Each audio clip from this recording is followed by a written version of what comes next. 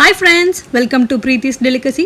இன்னைக்கு நம்ம Preethi's Delicacyல ஒரு வித்தியாசமான ஸ்வீட் ரெசிபி தாங்க பார்க்க போறோம். வாட்டர்மெலன்ல ஜூஸ் பண்ணிருப்பீங்க, ஐஸ்கிரீம் பண்ணிருப்பீங்க, ஆனா கேசரி ட்ரை பண்ணிருக்கீங்களா? வாங்க இந்த யம்மியான ஸ்வீட் எப்படி பண்றதுன்னு பார்க்கலாம். வீடியோக்குள்ள போகிறதுக்கு முன்னாடி நீங்க நம்ம சேனலை ஃபர்ஸ்ட் டைம் பார்க்கறீங்கன்னா மறக்காம Subscribe பண்ணிடுங்க. இந்த ரெசிபி பண்றதுக்கு ஒரு பெரிய வாட்டர்மெலன்ல பாதியை கியூப்ஸா கட் பண்ணி எடுத்து வச்சிருக்கேன். சின்ன வாட்டர்மெலனா தான் நீங்க ஃபுல்லா கூட யூஸ் பண்ணிக்கலாம். கட் பண்ணி வச்சிருக்க வாட்டர்மெலனை மிக்ஸி ஜாரில் சேர்த்து விதை அரைப்படாமல் நல்லா அரைச்சி எடுத்துக்கலாம். தண்ணி எதுவுமே சேர்க்க வேண்டாம். இப்போ நம்ம அரைச்சி எடுத்து வச்சிருக்கிற வாட்டர்மெலனை இந்த மாதிரி நல்லா ஃபில்டர் பண்ணி தனியாக எடுத்து வச்சுக்கோங்க. தண்ணி எதுவுமே சேர்க்க வேண்டாம். நம்ம அப்புறமா இதை யூஸ் பண்ணிக்கலாம். இந்த ரெசிபி பண்ணுறதுக்கு 1 கப் ரவையும் 1 கப் சுகரும் தேவைப்படும். ரெண்டுமே நீங்கள் சம அளவில் எடுத்துக்கோங்க. நீங்கள் கப்பில் மெஷர் பண்ணிக்கிட்டாலும் சரி, இல்லைன்னா நீங்கள் கிளாஸில் மெஷர் பண்ணிக்கிட்டாலும் சரி. நான் இன்றைக்கி கிளாஸில் எடுத்திருக்கேன். முந்திரியும் உலர் திராட்சையும் தேவையான அளவுக்கு எடுத்து வச்சுக்கோங்க. பாதாம் நான் கொஞ்சம் துருவி எடுத்து வச்சுருக்கேன். கடாயில் 1 டேபிள் ஸ்பூன் நெய் சேர்த்துக்கங்க. அதில் நம்ம எடுத்து வச்சுருக்கிற முந்திரி பருப்பு சேர்த்து கொஞ்சம் லைட்டாக வதக்கிக்கங்க. முந்திரி கொஞ்சம் நல்லா செவந்ததும் நம்ம எடுத்து வச்சுருக்கிற உலர் திராட்சையும் சேர்த்துக்கலாம்.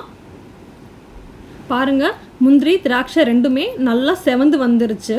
இப்போது நம்ம இதை தனியாக ஒரு பிளேட்டில் எடுத்து வச்சுக்கலாம். அதே கடாயில் நம்ம ரவையை வறுத்துக்கலாம். ரவை நல்லா வறுபட்டு பொன்னிறமானாதான் கேசரி நல்ல வாசனையாக இருக்கும். ரவையை வறுக்கும்போது மிதமான சூடில் வச்சுக்கோங்க. ரவை கரிஞ்சிட போகுது. ஒரு 7லேருந்து 8 நிமிஷம் வரைக்கும் நல்லா வறுத்து எடுத்துக்கோங்க.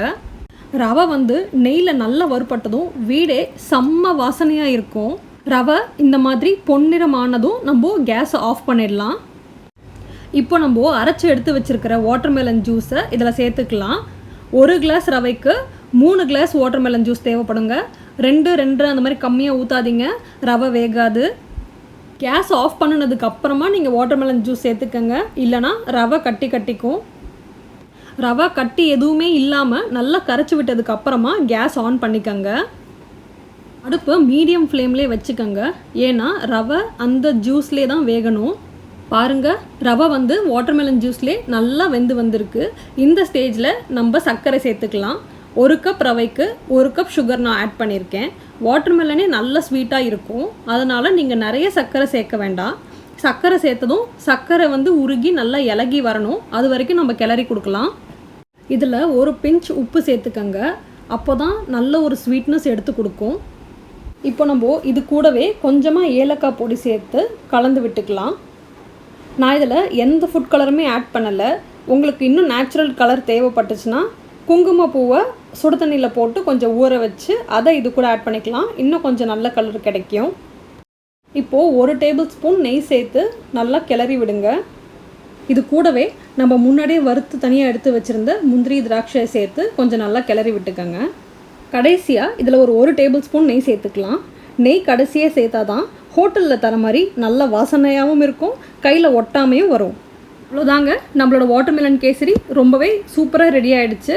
நீங்கள் அப்படியே ஒரு பவுலில் கொடுத்து சர்வ் பண்ணிக்கலாம். இல்லைனா பிளேட் இல்லாட்டா அந்த மாதிரி கேக் டின்னில் போட்டு ஒரு 1/2 hour to 1 hour செட் பண்ணிவிட்டு உங்களுக்கு பிடிச்ச ஷேப்பில் எடுத்து நீங்கள் கட் பண்ணி சர்வ் பண்ணிக்கலாம். இந்த ஸ்வீட் ரெசிபி உங்களுக்கு கண்டிப்பாக பிடிச்சிருக்குன்னு நான் நம்புகிறேன்.